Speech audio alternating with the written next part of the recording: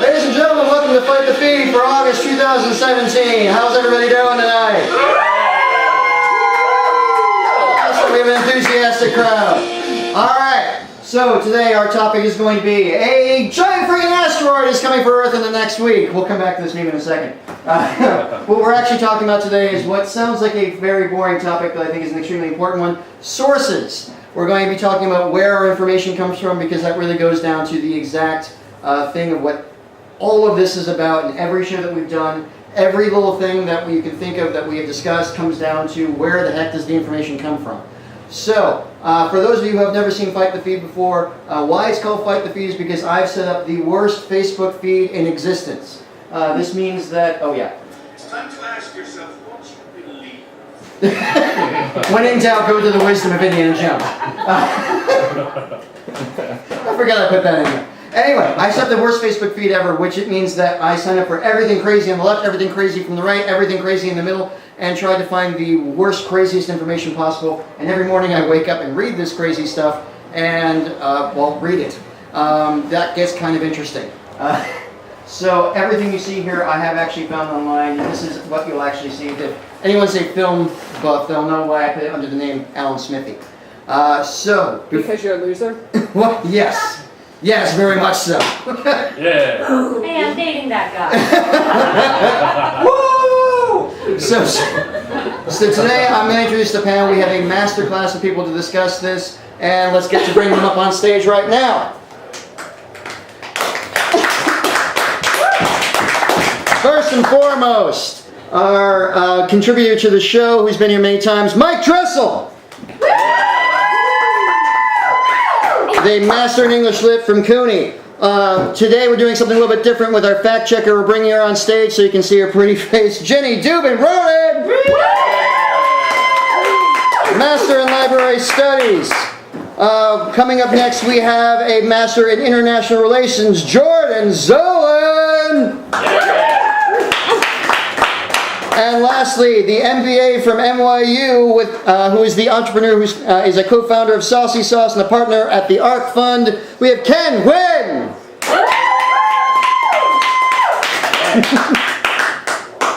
So, the first thing we're going to talk about, we're going to bring you guys right into it with a section I'm calling Origin Story. I found a meme on Occupy Democrats that I want to see what you guys think of. Let's bring that right up. Here we go. I've made myself rich.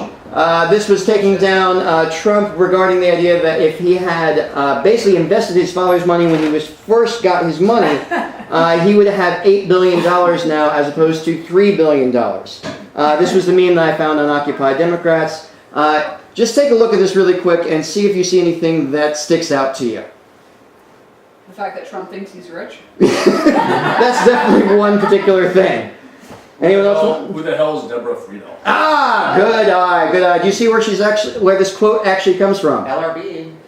The London Review of Books is talking about the economics of Trump's worth. Can I say something? The economics of Trump's worth, not his worth. This as a is human. really useful when I'm trying to figure out books to stick in a library. This is not useful when you're looking at economics, as I'm certain Ken can verify. Yes. So, Very useful. all right, let's see exactly how this thing breaks down. So this was posted on Occupy Democrats, and it did actually cite to the London Review of Books. That review was actually a review of a book about Trump called Never Enough by Michael D'Antonio. So it was a paraphrase of a statement that he made where he was paraphrasing an article from the National Journal, Financial Journal, sorry. I couldn't get as much information about this because, thank you, paywall. They actually ran all of their information. Yep. All of their information comes off of estimates from Forbes from 1984. Basically, this is a paraphrase of a paraphrase of a paraphrase. And in essence, that $8 million number comes if you assume that he basically inherited everything of the company after he'd been working there for 10 years. So it's not actually the best representation of his inheritance by any stretch of the imagination. To counter that ever so slightly, the money that he actually inherited, if you still ran it through the S&P, he'd have about $3 billion. So it's kind of a wash for how much he had, but it's not a loss of $5 billion. I brought this up because it's something I actually parroted after I saw it a couple times. Now, the one thing that was in the corner was this. It was a citation to someone named Santa Pegatina. Basically, this information was brought to Occupy Democrats and said, this isn't exactly the best representation. It's a paraphrase of a paraphrase. What are you doing? And they said, well, sometimes we put up things that we found. Santa Pegatina is someone who is a Facebook person who has made about 30 memes in the last 5 years, all with the same font, and all basically took her about as much time as it took me to make this slide. So this is information based on Forbes numbers from about 20 to 30 years ago, and somebody on the internet. That's it. So in other words, it's a drunk freshman who doesn't understand how the library paywalls work yet. Yep, there you go. So that's one thing I want to show you guys. I do want to cite my source. I basically tracked this through some really good research on Pundit Fact. I just followed a lot of what they did. They didn't actually look up Santa Pegatina. I found her myself. She is on Facebook, and she's still making memes like every 6 months. But I did want to give credence that this, all this research came from them. Are you using a plugin to turn him into Trump in every slide? A little bit. I turned it off eventually, like it's not there on this one. Did you do it but forget that you had it? I forgot that it was on, yep. So here's the other one that went around that I wanted to actually go to. This is from the Washington Post. You can see in the quotation, Category 5 hurricane, describing the aftermath of Trump Jr.'s revelations about his meeting. And I wondered where that came from, because it was actually cited both by Jake Tapper, and it was in the Independence headline. But where do you think this came from? That particular quote, Category 5 hurricane, describing the White House after this. When they found Donald Trump Jr. drunk on the lawn? Mike, you want to weigh in? Anonymous source? Let's go even more anonymous here. An outside ally. What is it? Like as opposed to an inside ally? Yep, it wasn't even someone who was a White House, they usually even say someone... outside the gate on the lawn? Just, Yep. I'm an ally! So in this is other from- words, Michael Pence's pool boy? Yep, pretty much. That's as much as we got from that. In this same article, they even mentioned the fact that Trump took aim at anonymous leaks from quote-unquote sources. Just to take a look at this, because I was curious, I decided to go through this particular Washington Post article about everything that came out after basically the effect on the White House of that meeting with Trump Jr., and counted the named sources versus unnamed sources. Anyone want to guess what the numbers are here? 30. 0. 5 to 15. They're pretty close. Now, the one thing is that the truth of the matter is that this is journalism. If you have a source in the White House, you're not going to name them because no one's going to ever talk to them again, and they're never going to talk to you. That does set up a problem. Luckily, actually, this was already memed by our friends in Canada. Captain, the agents are going after our sources. Raise the press shield. This is the Canadian Journalist Freedom Association, and God bless them for making this form. I understand that this is kind of a necessity in journalism, but it makes it really, really easy for Donald Trump to say that when sources say something, these sources are made up and do not exist, and the journalism can't really respond. Right, but like we were saying before, Donald Trump was his own source. Donald Trump, like 80s, 90s, had like Cindy Adams on speed dial and would be like, Donald Trump was out with a hot lady. You're the source! I want to hear him do that voice. He could, like, that's the thing, like, he's not even a master of disguise. Like, who's gonna not know this Trump on the other And end of the remember country? that some of the biggest presidential actually I'm going to call it the biggest presidential scandal ever broken was done technically by an anonymous source. And as I'm assuming anybody who passed elementary school knows, I'm referring to the Watergate. And So, there you go. AKA, at least we call them anonymous sources now instead of giving them names from porno. I will second that. Did you see? Yeah, Yesterday, the day before. Right. First. That's the sad thing. What's his name? The new head of communications, the world's greatest d-bag, whatever his name is. Oh, yeah. Scaramucci!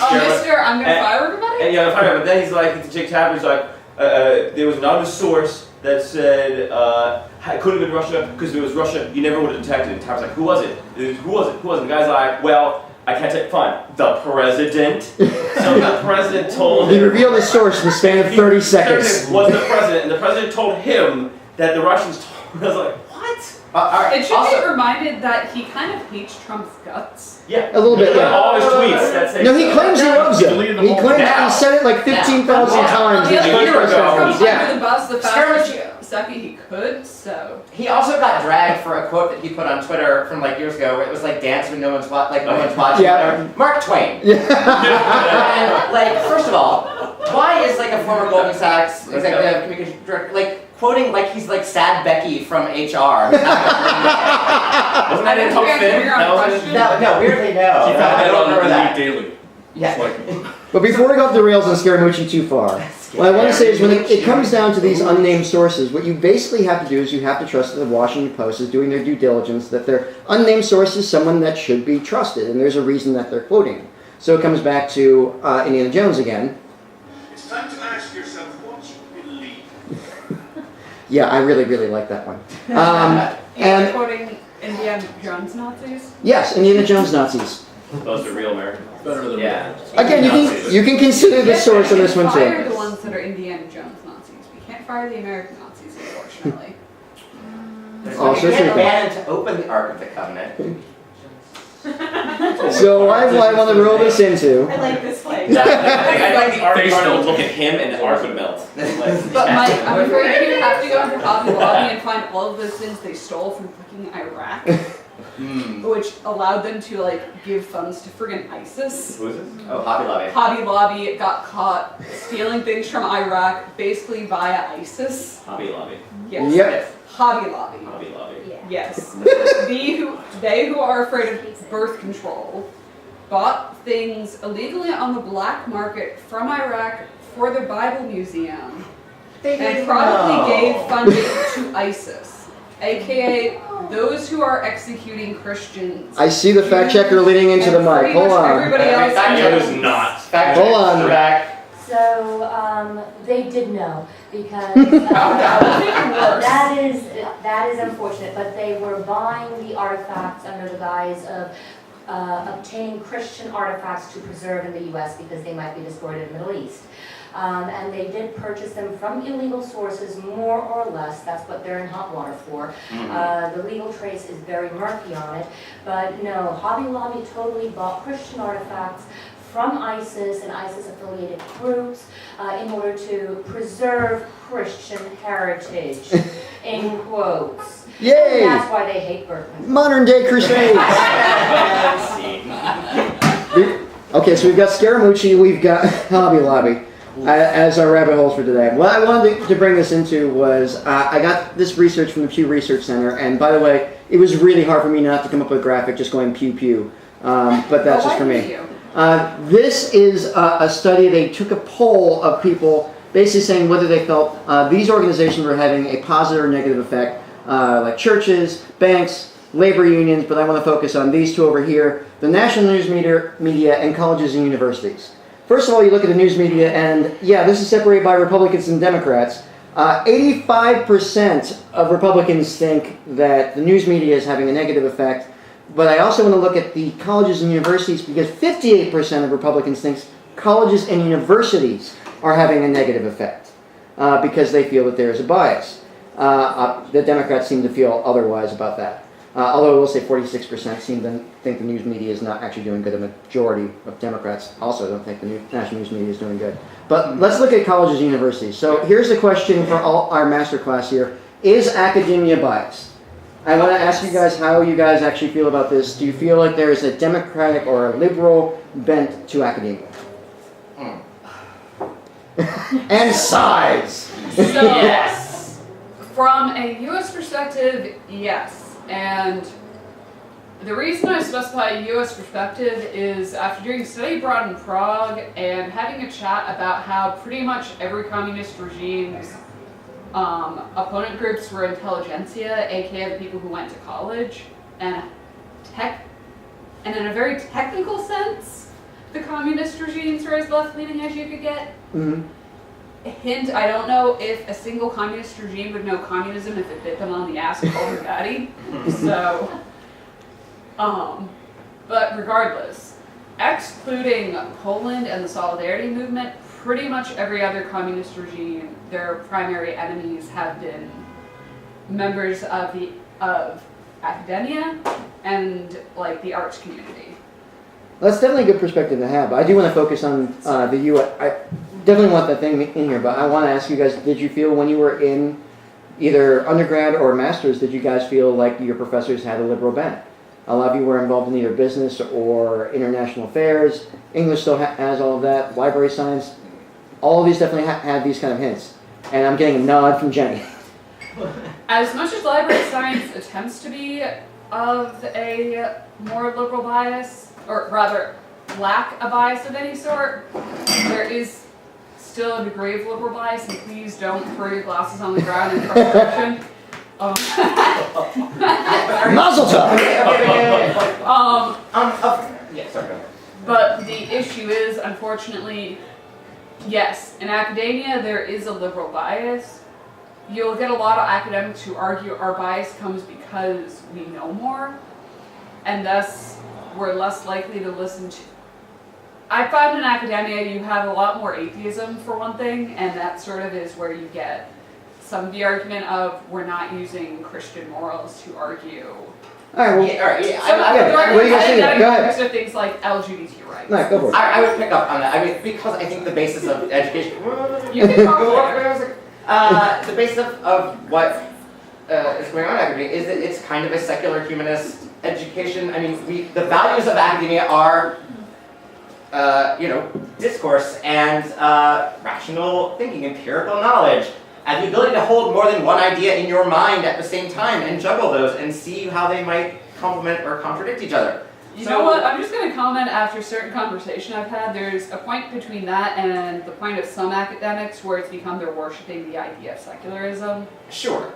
and kind of shooting themselves in the foot on trying to make unbiased arguments because they're so obsessed with the concept of keeping it non-biased and secular that they're kind of missing in a lot of cases. Sometimes. Sure, but we also think the idea of an academic argument is not the same thing as an argument you would have on the street with your racist uncle on Facebook. The idea of arguing in academia is a different sort of beast. But we have a audience member who's The one I didn't want to hear from Mike and Jordan this one, and I didn't want to say personally, did you guys actually feel that when you were in your classes? I didn't. But then again, where's the fine line between bias? Henry. What? Continue. Where's the difference between bias and just wrong? So it's like, yeah, if my teachers teach me or taught me that it's, to treat people well, to not, worship the Bible in government, to not murder people, to not all these different things that are right and good in the world. If just because I don't believe that you should take away health care from 24 million people doesn't mean I'm biased, it means I'm a human being. So where's the fine line between bias and just wrong? So if you have a Bible-banging nut job teacher in the middle of nowhere saying that whatever thing he's teaching based on the Bible, and his kids are like, oh yeah, that's not me being biased and I believe it, that's me being smart and I believe in science. Well, okay, I do want to put to you. So I actually have a really interesting background because I went to a very, very liberal arts college, Western University, where we'll test everything on earth. And then I went to Stern, which is it's hard, quantitative, cold ass. I can't make it out in my head. But the truth is that if you actually poll students at Stern, graduates at Stern, even professors, actually, that's very interesting. It's a 50-50 split, and so it's not that humanist sort of discourse. It's about hard quantitative data, information symmetry, essentially, in all angles.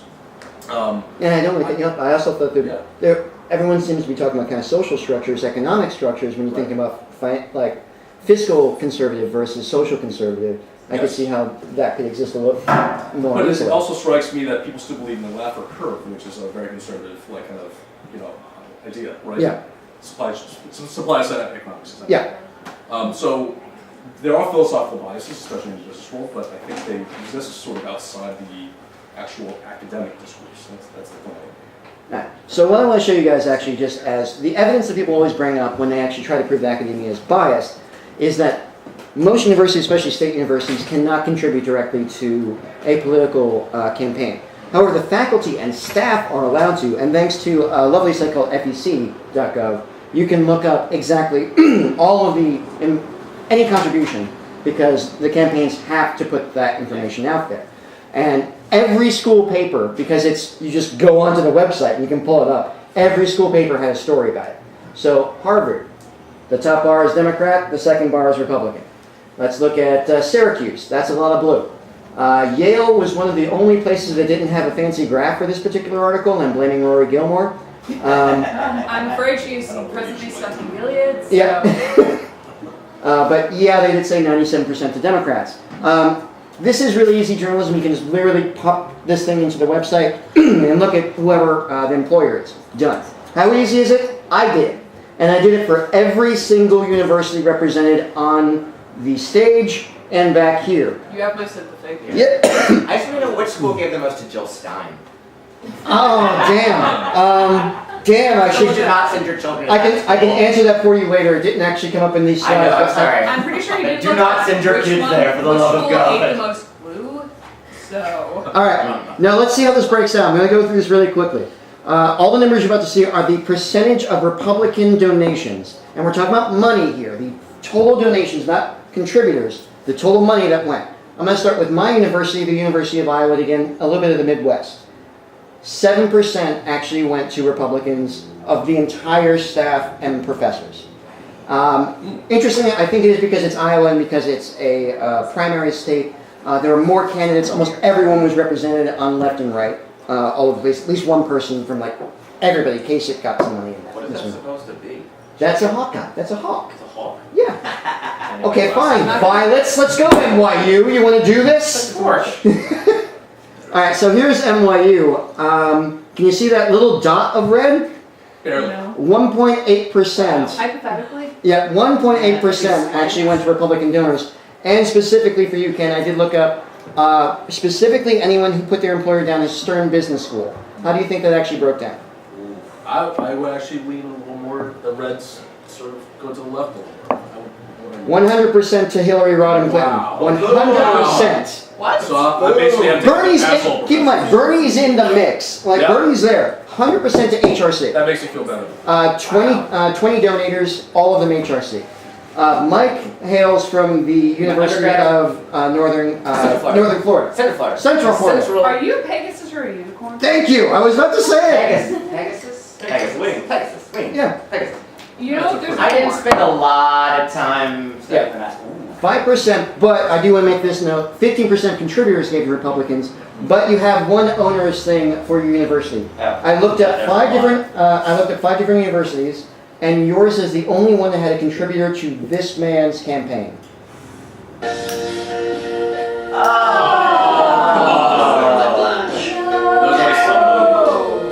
Yes, I used the bad lip reading thing because I needed to, but yeah, Oh, you're the only one. Central Florida, what do you expect?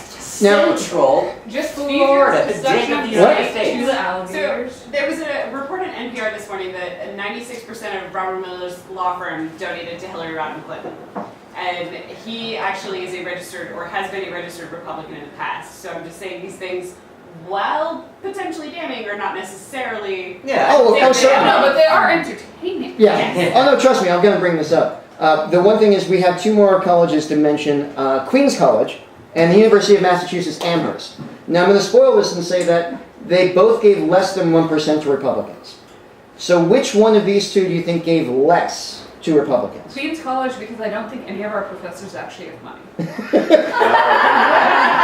Fair.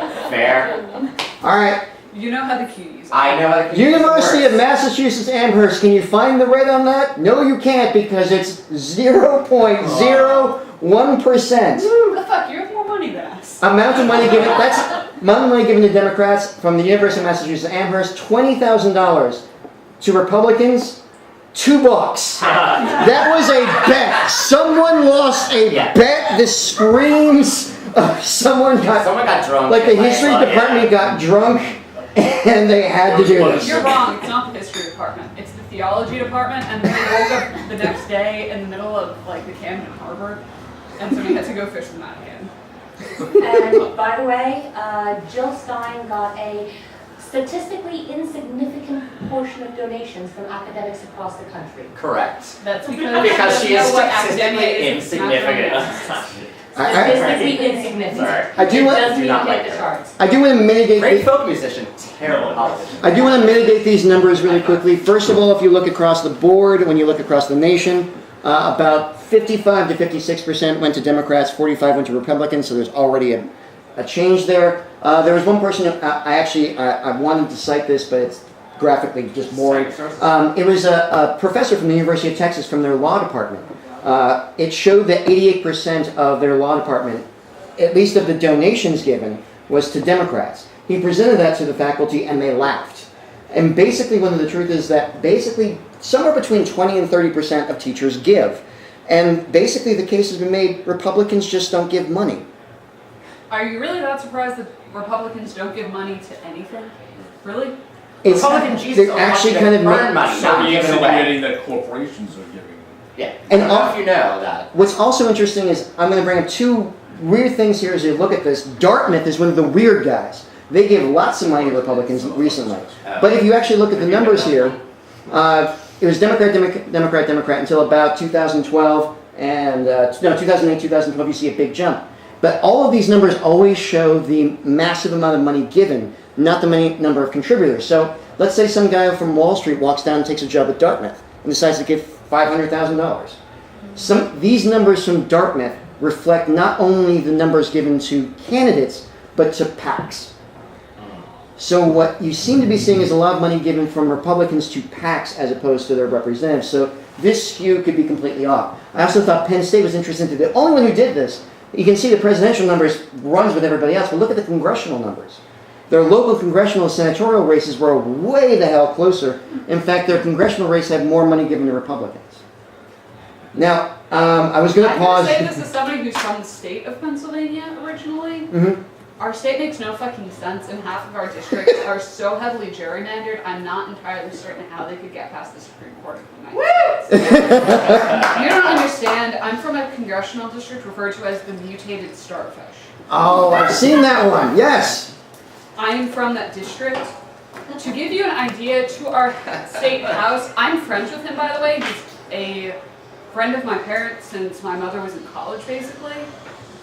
He is about as left-leaning as you can humanly get, and yet our actual representative to the federal house and the federal senate has repeatedly been about as red as you can get, and same with our, at least when I was in high school, because I met the asshole.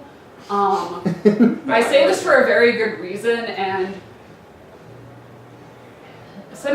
former Senator Wasserman, I don't know if he still is a senator to the state house, you're a fucking dipshit.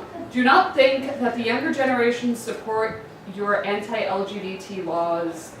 Let's just leave it this way. We got handed, for Senator of the Day, we got literally handed a make basically being gay illegal, and we turned it into a pro-gay marriage law.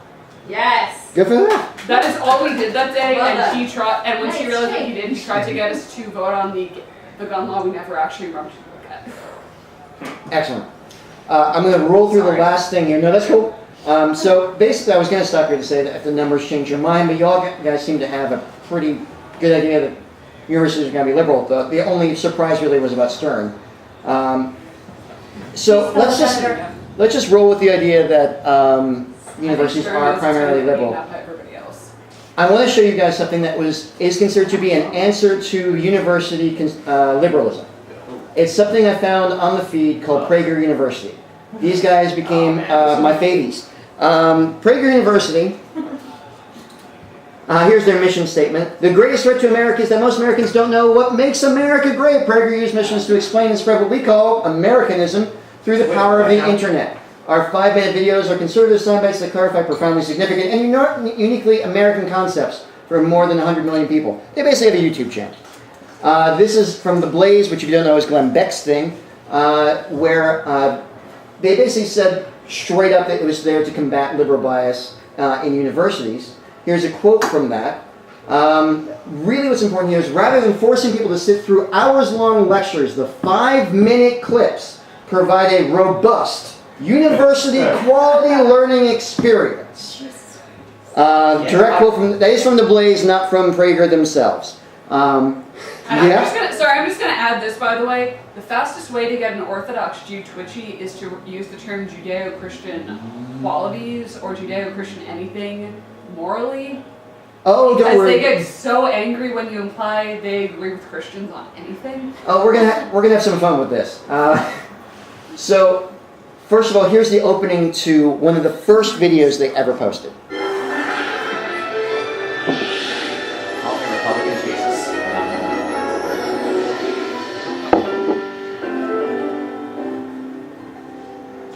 Oh god. Cool. That's, The fuck? Yep. oh Here's how god. I look at life. It looks like You're hit him in the unlucky. face with the I'm fire unlucky. hydrant. We're all unlucky. But don't worry, that's a good thing. See, this is a video about how bad luck is a good thing from Adam Carolla. The first two videos are from Prager himself, who is just a conservative radio personality, and Adam Carolla. Now, I understand conservative ideas and I understand democratic ideas. I'm happy to break down both of them. Why these guys piss me off and I'm going to be a little bit mean to them is because they're not an accredited university. Of course they're freaking not. But look at the beginning of their freaking video. It shows department and a course credit. That quote down there at the bottom is buried deep into their FAQ. It's not something that's right up in the front. This is very, very biased and out there, and because they're presenting themselves as a university, I'm sorry it bothers. I have no problem with people putting things out there. Obviously, I even started with going with Occupy Democrats. Sorry, I'm just going to say this again. This more from the library of science perspective / discussion in academia. If you ever see something tell you I'm giving you a credit for a certification program, just shut the window now. It's bullshit. Oh, if I knew this existed, I would have spent a lot of money on a Rip degree. Yeah, honestly. The only exceptions to this literally are certification programs through international or national level organizations, such as things like ARMA. All right, let's take a look. Let's take a look at what these guys have actually put together. Heard a few of the videos that they've come up with. When transparency really means tyranny, what is fake news? And JFK, was he really a Democrat or a Republican? Now, these guys do source. They do have a listing of their facts and sources, but when you look at their sources, they're often by the exact same guy who's the presenter in the video.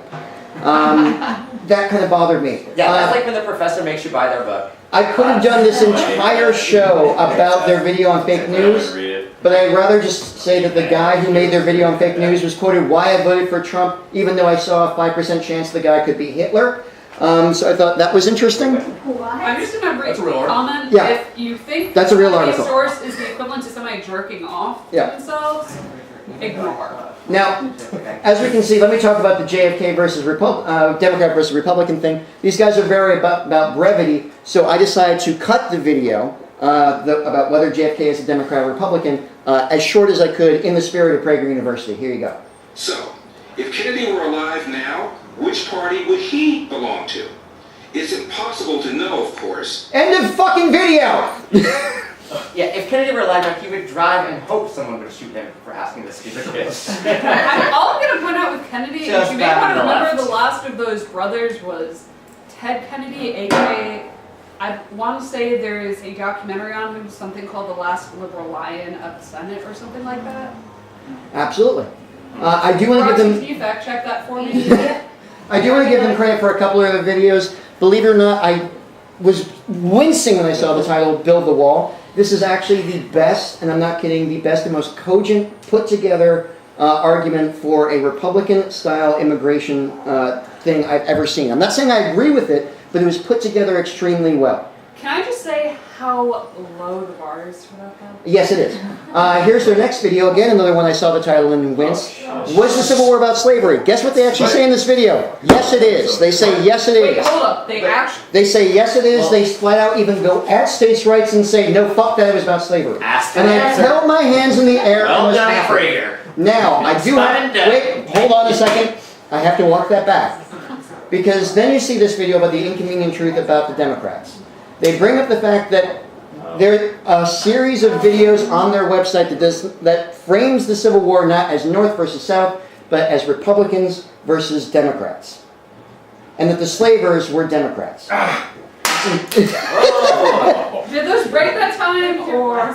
They're unbreakable. Trust me. Jenny, you were I'm right. impressed. They're on them alive. Ted Kennedy, last liberal lion of the Senate, There we go. Awesome. for his long-lasting tenure. I will say their How did I remember that? Their history of the Democrats, interestingly, ends at Lyndon Johnson. That's where that actually ends with them. Now, I could have... So Lyndon Johnson would probably bitch slap most of them with his dick. Yes. Wow. Yes. Wow. I'm trying to remember his nickname for it, but... I will. It's like Big Drum or something like that. But we're- bad. I brought this up because I want to show you one of their videos and see what you guys think of the bias that you might see here, and I'm going to bring up a counterpoint. I could have used any of their videos, but I decided to pick a very specific one instead.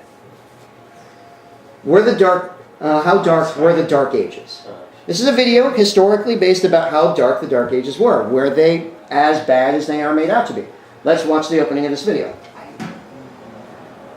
No. Oh, damn it. Come on, get back there. How dark are they? I want to go Move back to quickly. them, I feel like is what they want to I didn't know if it was going to play. I thought I'd double click. Here we go. No period of history is more misunderstood or underappreciated than the Middle Ages. 10 centuries from the fall of the Roman Empire in the 5th century to the start of the Renaissance in 15.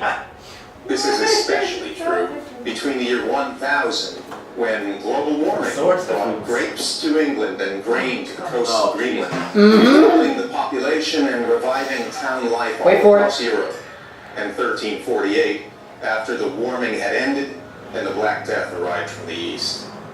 Let's take a closer look at these years. So yeah, let's look into it, and yeah, he slipped in a global warming shot in the middle of So they're that. saying thank you global warming for feeding us, but once global warming And then stopped, global we'll warming, die. and then global warming ended.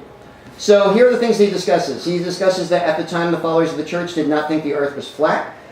He brings up Thomas Aquinas and all the things that happened during the Dark Ages regarding that, all the universities that he visited, and the beginning of the university system in Europe. Here's another little bit of him. How about modern science? Thomas's teacher, Albert, was a biologist. Why should that surprise us? Medieval man believed that God made the world as an ordered whole. They learned it both from scripture and from pagan thinkers such as Aristotle. First of all, I love the fact that he calls it pagan thinkers, but also I looked up Thomas Aquinas' teacher, and he did write something about natural order, but it was more about God's natural order than it was biology, as you would think it, a study of, it was you know, that idea of the like There- everything has its place yeah. and it's God and then the angels and then kings and then other lords and then man and then all the way down to like If every that's rock. the Albert I think it is, I'm pretty sure that's also one of the kings in England. So it's not necessarily the best person you should ever be going to academia. I'm going to ask anybody. we got more. Hold on, we got more here. We're He gonna brings have up musical notation, Western Christmas history, carols. Christmas carols. He Wow. brings up how amazing that the medieval artisans that built the Gothic cathedrals were and how cool that You're was. actually that wrong. Hold on, we're getting there. He brings up Thomas Acusa, who is a philosopher, astronomer, cardinal, and brings up that Copernicus, while he did not actually was born during the Dark Ages, went to university, started in the Dark Ages. He also calls him priest and an astronomer, and there's actually no record of him ever taking orders. But we're not going to go into You mean that. the man who was almost set on fire by the church and was quoted as saying, "But it still spins." Yeah. They make mention that he's a priest, even though there's no record of it. Here's how he closes the In video. one crucial way, we are less civilized than those who enhanced human existence over 1,000 years ago. We dismiss the achievements of our ancestors and fall short of them. They honored their ancestors and surpassed them. I'm Anthony Esselin of Providence College for Prager University. Is Providence Where's College an actual Providence university? College? It is Fact check. It's a Catholic university. It's a real university. Okay, let me rephrase it. Is it actually accredited by Yes. anyone? It is an accredited The university. fuck? Yeah. Now, I wanted to find a countering opinion to this to see if I could. Anything, any opinion, Yeah. any opinion at all. A drunk 5-year-old. Yeah. So I found My another. dog would have a better opinion. First of all, before we even show the counter opinion, what is there anything immediately about that you guys haven't brought up that you immediately see as being an issue? The You mean last the video? fact that I'm not sure how he ever achieved a PhD? Everything. The fact that he's allowed to teach Bible ethics as real science. One of the biggest problems here is something brought up by this particular, not actually a professor. Hi there, my name is John Green. This is Crash Course World History, and today we're going to talk about John Green. possibly the most egregious Eurocentrism in all of history. really saying something. We're Europe. The prime meridian runs through us. We're in the middle of every map. And we could be a continent even though we're not a continent. Yes, he's saying Yes, he is. And what he's actually saying is that the Dark Ages is one of the best examples of Eurocentrism we've ever seen in our lives. He is There was correct. an entire universe of a world out there that he doesn't bring up at all Yeah. at any point in time. So let's take another look at this. So he brings up the Flat Earth Society thing and brings up Albert the biologist because he's trying to shoot down this. The other reason the Dark Ages are called dark is because Europe was dominated by superstition and by boring religious debates about like how many angels can fit on the head of a pin. Now remember how I said Albert the Great was not really that much of a biologist? Here's a couple things he actually was. He was an astrologist, he actually thought the stars had influence upon us, and he was an alchemist who said that he had been present for transmogrification of metal into gold. So put that in your pipe and smoke. Just as a comment though on that, unfortunately, Yeah. Newton. Yeah, also. Newton. For anybody who's not familiar, horrifyingly enough, Newton, for all of he is also the father basically of modern physics. He also thought alchemy was a real thing. He thought you could turn base metals into gold. Can we That is not? correct. What? He was bonkers. Alright, hold on. I need a refund for my correspondence. Alright, hang on just a I am second. so We're gonna plow through the rest of this so we can get to you guys talking.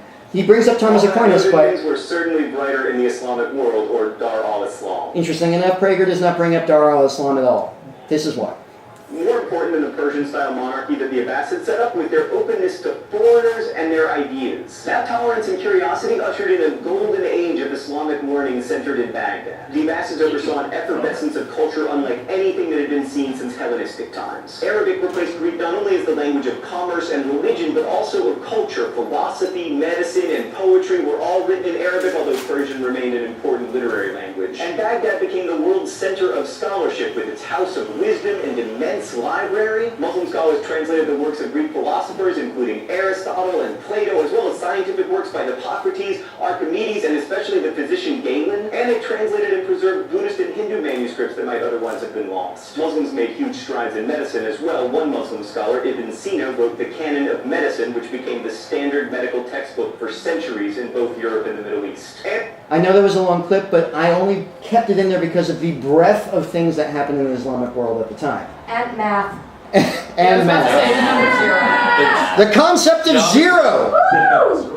That is not correct. Here's more. Well, you know what I mean. Take a look. Here we go. Hold on. dark and ignorant, how come ordinary people, masons, carpenters, painters, sculptors, glazers, erected the most beautiful and majestic buildings to grace the earth? Because the they did Gothic it. cathedrals, without power tools, with pulleys and winches and scaffolding, and their bare hands.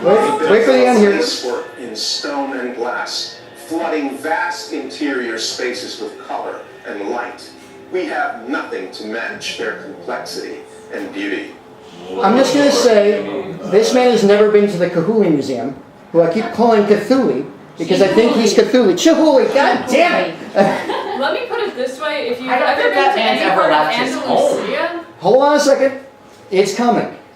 Baghdad wasn't the only center of learning in the Islamic world. In Spain, Islamic Cordoba became a center for the arts, especially architecture. This is perhaps best exemplified by the Great Mosque at Cordoba, built by the Umayyad ruler Abd al-Rahman. In Spain! I've been there. It's gorgeous. That's right. This Wait. building, still standing today and one of the most amazing mosques in the world, was built in a year, whereas medieval cathedrals took like a million years to finish. They're not done yet. Now, here's the thing. Most of them are actually done, but let's actually look at that I'm not- graphic. Yeah. You want to bet? Let's look at this graphic.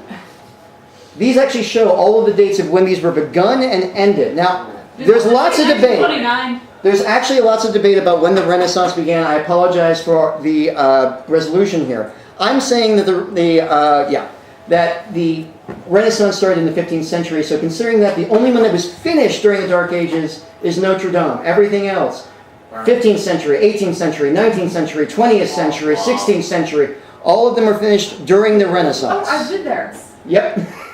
Sorry, I did study abroad in Prague. I've actually been to that. So last bit here, and then By the 11th century, Chinese metalworkers Yep, were China. producing as much iron as Europe would be able to produce in in the 18th century. Some of this iron was put to use in new plows, which enabled agriculture to boom, thereby supporting population growth. Porcelain was of such high quality that it was shipped throughout the world, which is why we now call it China. And there was so much trade going on that the Chinese ran out of metal for coins, leading to another innovation: paper money. And by the 11th century, the Chinese were writing down their recipe for a mixture of saltpeter, sulfur, and charcoal that we now know as gunpowder. That becomes kind of a big deal in history, paving the way as it does for modern warfare and arena rock pyrotechnics and...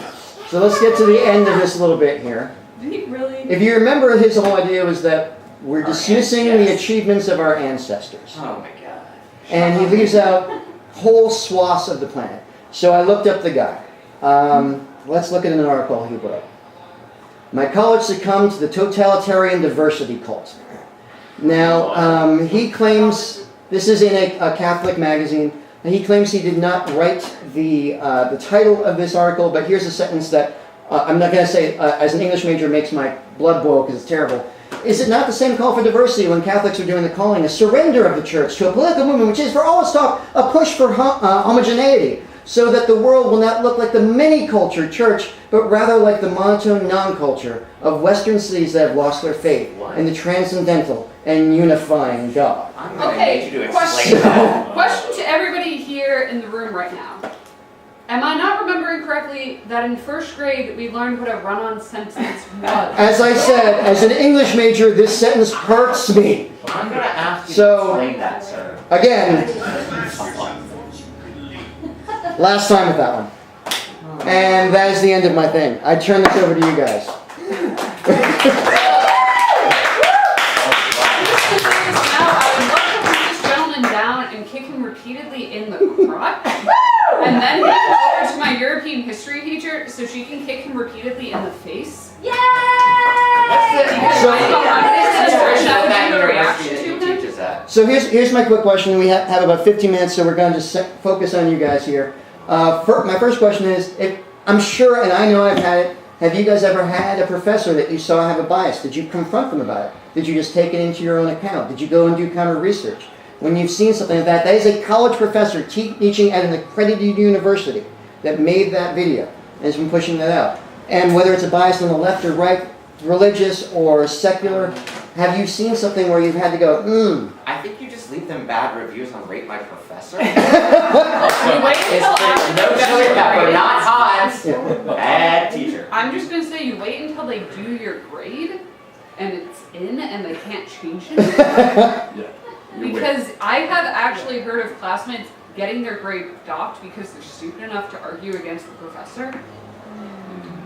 I've been in that scenario in the past too. So I had a professor. You stay shop, you shop long enough till it's final, sorry. Go ahead, Ken. No. I mean, I had a professor history that actually taught about union busting. The precise tactical approach, How to do it? how to do it. I'm morbidly impressed. So, I mean, in the context, it was purely, hey, this is, if you need to do this, there's certain objectives you need to meet if you're going to, let's say, acquire a company. This is the process in which you do it. But we were all, I mean, the entire room was just, it was a collective what the fuck, right? Yeah. And there are several people who actually worked in companies that actually would kind of help with that kind of stuff. And even they were like, holy shit, like, I can't believe this is actually being taught. So, I mean, there wasn't confrontation. I think we kind of knew what was actually kind of being expressed to us. And I think he was fully aware of our sentiment as well. So, Did he have tenure? yes. That would be Otherwise, one- there's no way, yeah. So no here's, way he would I before had a professor who was so senile, I think he only got the job because he agreed on to take the position if they gave him tenure. Because if you've done an entire lecture on a completely different course than what you're taking, you just need to fucking retire. You are 86. so here's my other, Alzheimer's. this is my other question that's in here. And yes, this is Right. stressful for the record. Go ahead. I have a story about high school. I went to high Oh, school in God. Texas, suburbs of Houston. My health teacher, who was also, I don't remember which sport he coached, but he coached a sport. Football? Obviously. Sure, No, like he was not the football coach, but that was my speech teacher. But this guy, I was very argumentative as a student, I admit it. This is my sophomore year of high school, I think, and at one point he literally said to me to the class, you can live your life following Jesus, or you can be like Cassie. I don't know. Okay. I'd rather be like that. Oh no! And I looked at him, and I looked at him with the knowledge of like, you do realize that I can now. I have a class full of witnesses. I can now get you fired. And he looked at me like, oh shit. Did you not like have your Jerry Maguire moment? You're like, who's with me? Let's go. This No, fish. I sat still, I stayed, and then I accidentally slept through the final and showed up at the last 5 minutes, and he was like, it's fine, I just gave you an A. And I was like, great, I won't get you fired. Well, hold on. Well, one question I do want to have I do want to separate the difference because there's social conservatism and then there's some fiscal conservatism, and that those can be considered a little bit If different. they're quoting Ayn Rand, just tell them to shut the fuck up. She can't write. Well, there's that, but the one question is if you admit that academia has a bias, Wait, what did you say, Roxy? what's the solution? How do you balance Bob that? Boyce agrees, and Yeah. Rand cannot write. I also agree. John, just Thank you. to say what I said before, is you keep saying his bias. He's not biased, he's just wrong. He's just spitting out wrong, incorrect. Hypothetically, bias is still incorrect. information. Bias can A be lot- incorrect. a Bias lot- doesn't have to be It's correct. A lot of that video isn't wrong. It just leaves out a whole bunch of stuff. It keeps the Still focal by point of omission stuff. is wrong. Yeah, it's Yeah. still, but it's the difference between wrong and bias, which Well, is to give definitely you an an important idea, thing. even I don't think I'm imagining he may not have specified the counterpoint video you mentioned. The Great Mosque in the Andalusian region, there's a Baroque church in the middle of it. Yeah. It is the single most hideous Baroque church I've ever seen, but it's still there. And I suspect he did not mention it. Let me bring up a specific example. After the election, a lot of people were saying that because no one really called that Trump was going to do it. A lot of people were saying that it was going to be Hillary all the way, and then many people were shocked that Trump won, while conservative media jumped up and down and said we've been screaming this for ages. And the bubble discussion began about how liberal media was in its bubble and refused to see this. And that does account for something that can be attributed to bias. So then the question becomes, does that mean that can you balance a bias by presenting another bias? How do you actually solve that solution? Prager, Fox News, their idea is to give the counter bias, to act as a counterweight. That's what Fox News has said objectively they're doing, that's what Prager says they're doing. As a means to balance the Most scale. of the It's sex an opinion. offenders, you're not giving a bias. Yeah. you're Oh no, but giving sex the offenders claim is that the liberals are putting out their editorial opinion in what looks like journalism, and they're doing the same But they're for not. conservatives. One's That's the facts claim. and one's made up bullshit. And look, yeah, there are a lot of reporters that have been a little too inside the beltway and are a little too blind to like what is actually going on. But that does not necessarily mean that this is like a liberal bias that's happening or that. And all I'm going to reiterate is if Fox News ever wants to claim they have no bias, first of all, Well, they used to. They, Run back. changed fair and it. balanced. Oh. Now it's. second now of it's- all, Fa- the amount of your They anchors harass that have them been and- getting yeah. fired lately because they're sex offenders. Fact check too. The one reporter that supposedly has some credence on Fox News was interviewed by Jon Stewart and actively said, "Shouldn't there be a counterbalance?" He said that Fox News provided a Is that right? counterbalance. Who was that, Shepard Smith? No, it wasn't Shepard Smith. Shepard Smith is on CNN. Roxy, can you But look oh, up? right here, it's not a counterbalance. If you have, But if you that have was, the liberal- I'm just saying that was his Right, claim. but if you have the liberal media that's saying, if we cut the budget, this is gonna happen. The opposite of Wait, that, hold up. that's all good. What was the quote? What am I checking? It was an interview with Jon Stewart and someone from Fox News. It was one of their more respected reporters, and not elderly gentleman, but an older gent who's brought him for it, and I cannot remember his name, actively said that they were providing the counterweight to a liberal bias. He actually said, Jon Stewart made fun of him on his show for saying that he gave away the game. That they were doing this, they were conservative news. How recent is this? We're talking Daily Show, probably like in 2009, 2010, probably. Ed Lauter. What? Ed Lauter, if I'm not mistaken. I don't think it was him. I'll look that up later. But, That does not help us at this But- moment, but Yeah. I will. well, let me actually put this a different way. John, if you're flat out lying, that's not a bias. That's you're flat out lying to the Well, Well, again, see, that Michael Prager- Pence that was Prager allowed to video be doesn't in put a up too much vice that isn't abject presidential lie. It debate is just, and lie about how But the I- Clinton Foundation They all was lie. being used. Every Yeah. one of them lies. I think the point you're making is like if you think it's fire, don't put it out with gasoline. if they're claiming that biases fire, why are you keeping gasoline on it to put it They out? give legit statistics that show, okay, so if you believe trickle-down economics does work, which it doesn't, then tell us why. Don't just say like, the liberals bias, you should do trickle-down economics, just Reagan. It's like, well, Yeah. Mike Ryan, and he Except ruined our for- economy for 20 years. I got one question, and then we're going to do a quick lightning round with each of you. Here's the last question I'm asking before we go around the room for a couple of different things about this. And I want to go kind of basically, I'll start this lightning round with you. And off of what we just said, is a single source ever trustworthy? Or is only in consensus that we actually find useful information? Depends. Wait, neither. What the fuck are There's you a talking reason about? I said depends. Is a single source ever trustworthy, or do we only get it by consensus? Neither of those things. Deep Does Throat- it fucking work is the question that I hand to. Deep Throat I don't versus even know my name. because somebody mentioned it to me earlier. She's our fact checker. She knows things. She's a librarian, she knows. It's just over Also, here. assume I'm omnipresent, so it should be remembered in things like that. Nixon's entire inner circle would say, "Oh no, he wasn't spying on the Democrats, even though he was going to win the fucking election if he had common sense and wasn't a paranoid dumbass." Deep Throat was the only source really that they had to prove that he did it, and then they found proof that he did it.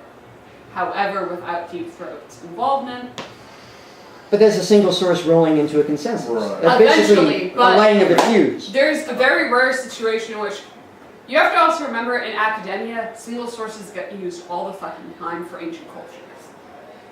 Because history destroys.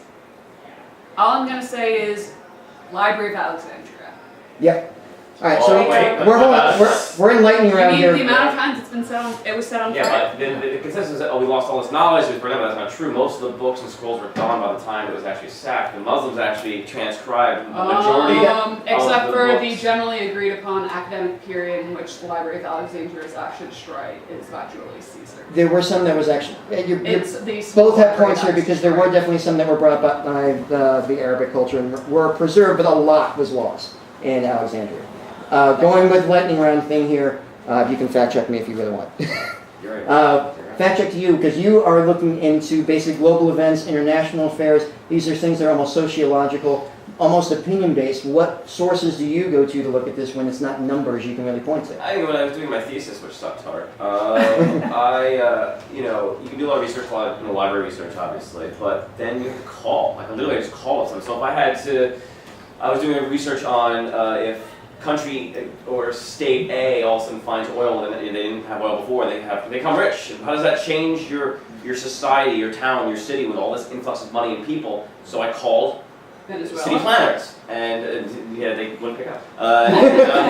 City planners and people who worked in the energy things there, and people to get their point. So it's kind of first for Getting a primary source. primary sources versus secondary sources. So if I just called someone maybe that was a professor in that, it would have been a second. But if I actually called a government official, to me that was a primary source because they're in it. They know how much money is coming in, how much money is going out, population, etc. So if someone's actually an employee, a government employee there, giving me facts, data that I can actually back up, that to me is I'm just gonna say this from personal experience: the employees probably know what the fuck's going on better than the elected government All right, officials. still going lightning round here. Sorry. Over to you, Ken. One quick thing is, you're working as an entrepreneur, you're working in the business world. Yep. You actually have to find information and then have to literally get that to people and get them to trust you to give you money. So how does one actually take that information and get it out I'll there? start off by saying business people are all lazy motherfuckers. But the truth is that you build your own consensus. You start with a primary source, you get the numbers, or you get the opinions, and then you triangulate that into something that you think actually is a reasonable assumption. But at the end of the day, it's about the narrative that you build. Right? So, and it applies, I think, across all Yeah. disciplines. And we were talking about this earlier, and I brought up the question: which is actually better, a robust study of something, or something that someone's just going to immediately trust just because of the name that's on it or the source that came from? People are brain whores, and they love a good story. That's the bottom line. In All my right, opinion. last lightning round question over to Mike. We're hitting all of your disciplines here. So you're working in English and theater and that kind of Yes. style, and that's basically storytelling. So if you have some Yeah, piece of that's it. information, in the same way that I was talking about there, how do you actually sell it? How do you take that piece of information and then present it? The really quick thing that I read today was actually showing that when people are presented with science, even if the science is robust, they sometimes have a snapback effect and they have a problem with the information being presented to them.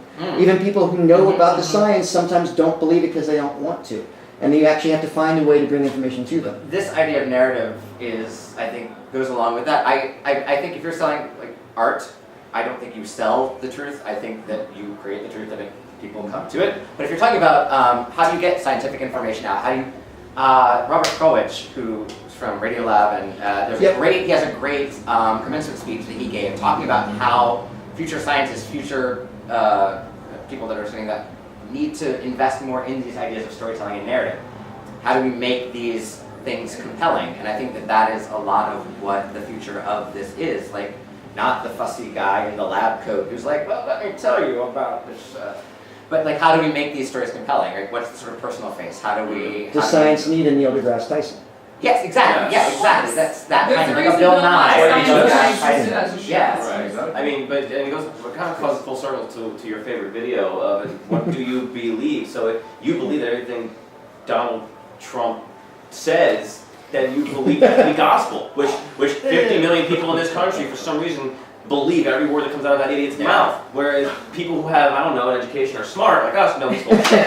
So, but it all depends. Whereas the person I talk to, somebody like, that's not true, Trump said otherwise. You know, and so it's... Yeah, no, there's a point where you cannot You cannot through. You can't. It's like nothing's there. So I'll run this into the last thing here. Can we take a question from the audience? Yes, Peter, we can take a One question from the audience, then we got to close up because we're running late. Never gonna learn your name. Neil deGrasse Tyson doesn't work any more than Trump convinces us. Like, Yeah, but the difference is Neil deGrasse Tyson actually has his doctorate. He used to work. yeah, He was- we think He's that, now but personality. what he speaks, the narrative he weaves, is the narrative we want to know anyway. The narrative we are very certain is true. I'm behind it too, Well, but it doesn't. I'm presenting the Yeah, on the idea other he side, is the I think Gregory salesman would be for better than a science. guy who got into Wharton because his daddy paid a donation to the school so he could get in. I'm I And do who went to a believe- comparable program, got it on his own merit. He was the head of the New York Planetarium, and I'm saying he's the salesman for science. Now, even if he's not a working scientist, he's a delivery system for scientists, which is why I Yes, brought but him the up. delivery system does not work. It will not convince. If you try to make the science palatable to a broad audience, then you are working in the narrative. And if that narrative is already designed to believe something different on first principles, it's not going to work. Science is really fucking difficult. We can- and it's actually Right. about tiny little p-values and awkward numbers So, that right. none of us, nobody in this room understands. So But maybe the advantage- You have to sell a narrative But and you're because- arguing against it. Guys, I gotta call this one allow because John to we're- finish we're- up the event. Yeah, I gotta say it because we're running late. But however, I do want to actually close on your point. You brought me here to do this. Yes, I want to close Raising the on point, buddy. because Walk in we here to fact check on we can what- do an entire show about how to actually convince someone when you have evidence behind you. Because that's an entire show we can do. That's what I thought this was about. That's why I came. But So in other words, the Joe, first you'll step- at some point do and the- impress them with your intellect or baffle them with bullshit the show? hold on a sec. The first step to doing that is this thing that was from the beginning of the show. Scientists say giant asteroid could hit Earth next week, causing massive devastation. This was shared online repeatedly. Here's the actual article. All the way at the bottom it says, "Hey, I'm just kidding." And then underneath it says there's a new study by computer scientists at Columbia University and the French National Institute has found 59% of links shared on social media have never actually been clicked. So the point really is, if you didn't see what's the little addendum there,